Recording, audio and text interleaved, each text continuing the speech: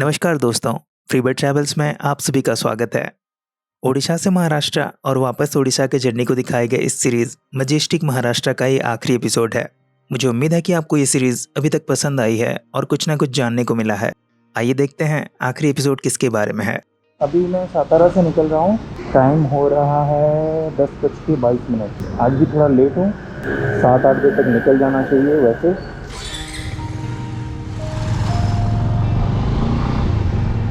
Trip का ये 14वां दिन है और आज का डेस्टिनेशन होना चाहिए परली, जो कि सातारा से 290 किलोमीटर की दूरी पे है। लेकिन सबसे पहले मैं जाने वाला हूँ पंढरपुर।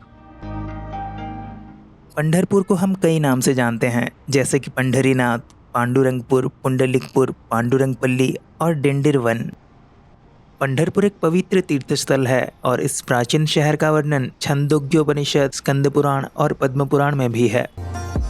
ये जगह महाराष्ट्र के सोलापुर डिस्ट्रिक्ट में और सोलापुर से 70 किलोमीटर दूर स्थित है। सबसे अहम बात यह है कि आप यहाँ कैसे पहुँच सकते हैं। क्योंकि एक धार्मिक स्थल है, आप यहाँ पे फैमिली के साथ या किसी ग्रुप के साथ आना चाहेंगे। अगर आप बाय ट्रेन आना चाहते हैं तो अच्छी बात यह है कि पंढरपुर एक मेजर रेलवे स्टेशन है और मुंबई, हैदराबाद, न्यू दिल्ली, चेन्नई और बेंगलुरु से डेली ट्रेन्स रन करते हैं। आप दूसरा ऑप्शन पुणे को रख सकते हैं। अगर बाय एयर आना चाहते हैं, आप पुणे के लिए फ़्लाइट बुक कर सकते हैं, जो कि 210 किलोमीटर के डिस्टेंस में है पंढरपुर से, जो आप बाय टैक्सी और बाय बस कवर कर सकते हैं। बस के बारे में बात करें तो स्टेट एंड बसेस महाराष्ट्र के हर हिस्से से मिल जाते हैं पंढरपुर और सोलापुर के लिए। बस यही नहीं, नेबरिंग स्टेट से भी काफ़ी सारे नाइट कोचेस और वॉल्वोस मिल जाते हैं बड़े आसानी से।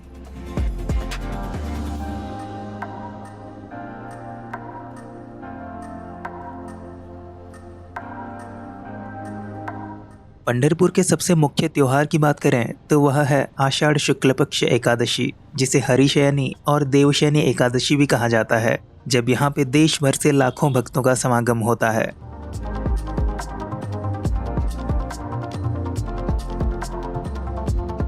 उसके अलावा कार्तिक एकादशी के साथ साथ पूरा कार्तिक और माघ का महीना और जन्माष्टमी का समय यहाँ आने के लिए बहुत सही होता है।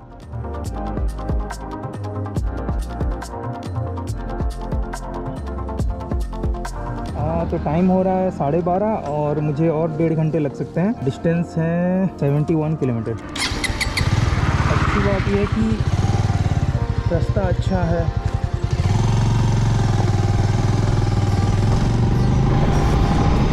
घूमने के बजट का मुख्य हिस्सा होता है रहने का खर्चा, लेकिन आपको चिंता करने की कोई ज़रूरत नहीं, क्योंकि डिसेंट होटल्स के रेट्स 700-800 रुपये से शुरू हो जाते हैं। धर्मशाला और डॉर्मेटरीज जैसे बजट ऑप्शंस भी अवेलेबल होते हैं, जिनके लिए आपको 300 से 400 रुपये देने होते हैं हर व्यक्ति के। अब मैं फाइनली पहुंच चुका हूं चंद्रभागा नदी के तट पर स्थित श्री विट्ठल जी का धाम पंढरपुर में।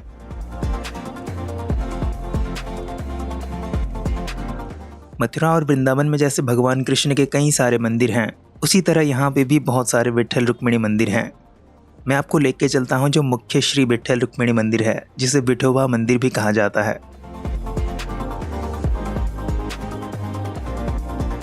भगवान जी का दर्शन कराने से पहले उनके इस रूप के पीछे जो कहानी है वो बता देता हूँ। बात है त्रेता युग की, जब देवराज इंद्र और सभी देवताओं ने राजा मुचुकुंद के असुरों के खिलाफ लड़ने में की गई सहायता के बदले उन्हें एक वर देना चाहा। युद्ध करके थके हुए राजा ने यही मांगा कि उन्हें बस सोने दिया जाए और जो भी उनकी निद्रा भंग करे वो जल के राख हो जाए। कई लाख साल बीत गए और द्वापर युग का समय आ गया। युद्ध में भगवान कृष्ण से कई बार पराजित होने के बाद जरासंध ने काले वन की सहायता ली, क्योंकि उसे भगवान शिव से एक वर मिला था कि उसे युद्ध में कोई पराजित नहीं कर सकता। कृष्ण भगवान किसी भी तरीके से शिव जी के दिए हुए वर का अनादर नहीं करना चाहते थे। काले वन के साथ युद्ध के दौरान उन्होंने एक योजना के तहत उसे उसी गुफा में ले गए जहाँ पे राजा मुचकुंद कई लाख साल से सो रहे थे। अंधेरे में जब काले वन ने राजा को कृष्ण भगवान समझ के उन पे आक्रमण करने लगा, राजा की नींद खुल गई और सबसे पहले नजर पड़ी काले वन पे और वो वहीं पे जल के राख हो गया। उसके बाद भगवान ने विष्णु के स्वरूप में राजा को दर्शन दिया और उन्हें अपने कर्तव्यों का पालन अच्छे से करने की वजह से कृतज्ञता भी प्रकट किया। भगवान के इसी रूप को देख के राजा एक तरह से मोहित हो गए थे और उन्हें इसी प्रकार में हमेशा देख पाने की इच्छा जताई।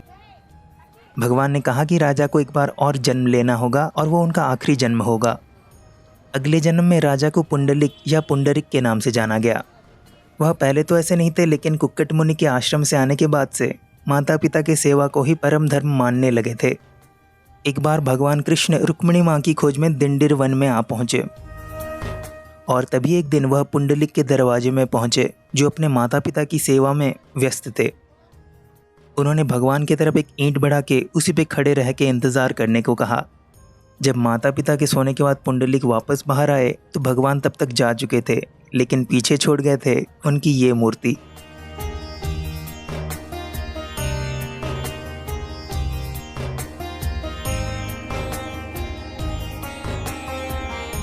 ये है श्री विट्ठल रुक्मिणी मंदिर का मुख्य द्वार। यहाँ पे सबसे पहले आपकी नज़र पड़ेगी श्री संत चोखा मेला जी की समाधि पे। मंदिर की पहली सीढ़ी को श्री संत नामदेव के नाम से नामित किया गया है।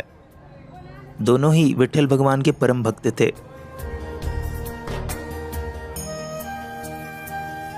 दर्शन के लिए आप यहाँ से मंदिर के अंदर जा सकते हैं। मोबाइल फ़ोन्स और इलेक्ट्रॉनिक चीज़ों को रखने के लिए लॉकर्स की भी व्यवस्था है और लाडू प्रसाद के केंद्र आपको जगह जगह पे मिल जाएंगे। बुधवार, एकादशी और अन्य त्योहारों के दिन भीड़ बहुत ही ज़्यादा हो सकती है दर्शन के लिए।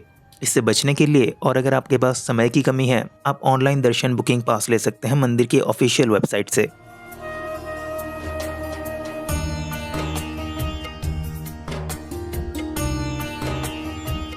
इस मंदिर की खास बात यह है कि आप विट्ठल भगवान के चरणों को स्पर्श करके उनका आशीर्वाद ले सकते हैं। इसलिए इसको स्पर्श दर्शन भी कहा जाता है, जैसा कि अन्य किसी मंदिर में नहीं होता।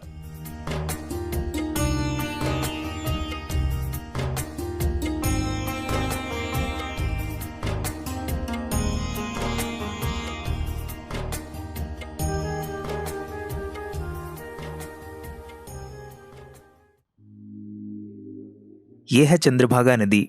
है तो ये भीमा नदी, जिसकी उत्पत्ति हुई है भीमा शंकर से, लेकिन यहाँ पे ये चंद्र की आकृति में बहती है, इसीलिए इसका नाम बस यहीं पे चंद्रभागा है।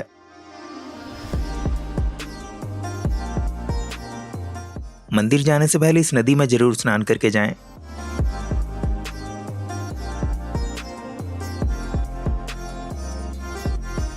इस नदी के किनारे स्थित इस्कॉन टेम्पल में आप कुछ समय अच्छे से व्यतीत कर सकते हैं।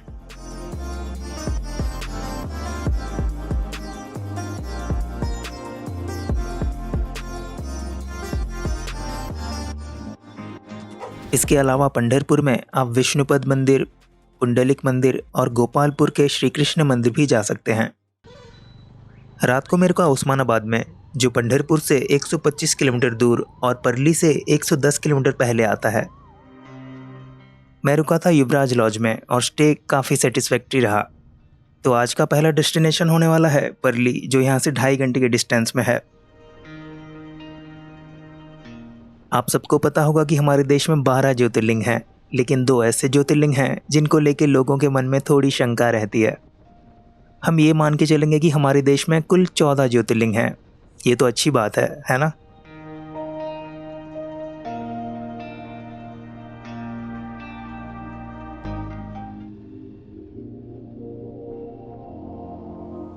मैं अब पहुंच चुका हूं बीड जिले में स्थित परली में, जो खास करके जाना जाता है वैजनाथ ज्योतिर्लिंग मंदिर की वजह से।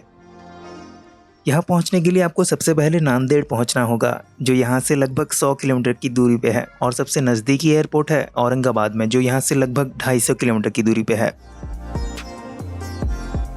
मंदिर के इस परिसर में आपको भक्त निवास, लॉकर रूम और एटीएम भी मिल जाते हैं।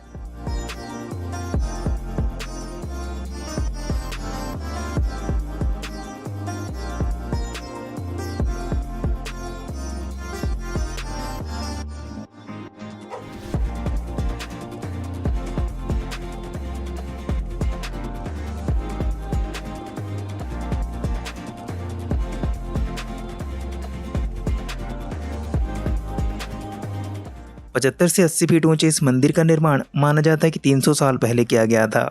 बाद में इस पे इंदौर की रानी अहिल्याबाई होलकर ने काफ़ी काम करवाया है।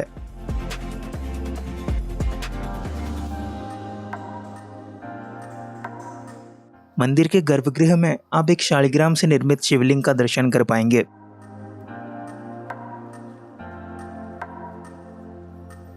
एक मान्यता के अनुसार जिस शिवलिंग का दर्शन आप करते हैं वो रावण ने खुद शिवजी से ही एक वर के तौर पे मांगा था। मंदिर में अन्य देवा देवियों के साथ साथ बाकी कुछ ज्योतिर्लिंगों का भी दर्शन कर सकते हैं। कहा जाता है कि इस मंदिर में हरि और हर का संगम होता है और कृष्ण भगवान के त्योहारों को भी बड़े धूमधाम से मनाया जाता है।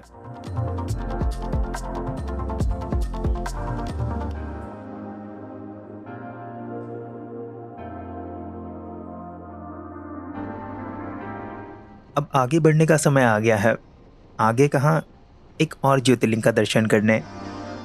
बीड डिस्ट्रिक्ट से अब जाना है हिंगोली डिस्ट्रिक्ट के औंढा नाम की जगह पे, जिसकी दूरी है परली से 120 किलोमीटर और नांदेड़ से 65 किलोमीटर।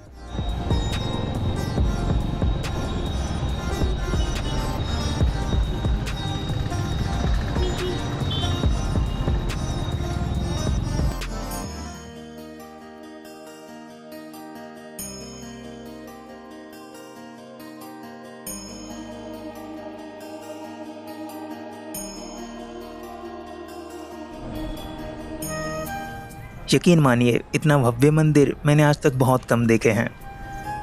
माना जाता है कि धर्मराज युधिष्ठिर ने यहीं पे पहले मंदिर का निर्माण करवाया था। लेकिन मध्य युग की बात करें तो 13वीं शताब्दी में यादवों ने यहीं पे मंदिर का निर्माण करवाया था, जिसे बाद में औरंगजेब ने काफी नुकसान पहुंचाया था।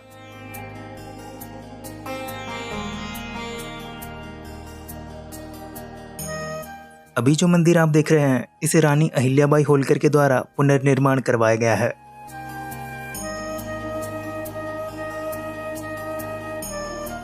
ये मंदिर कई मायनों में अनोखा है।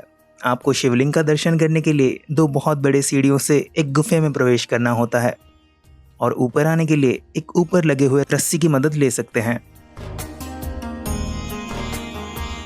दर्शन का समय है सुबह के 4 बजे से लेके रात के 9 बजे तक।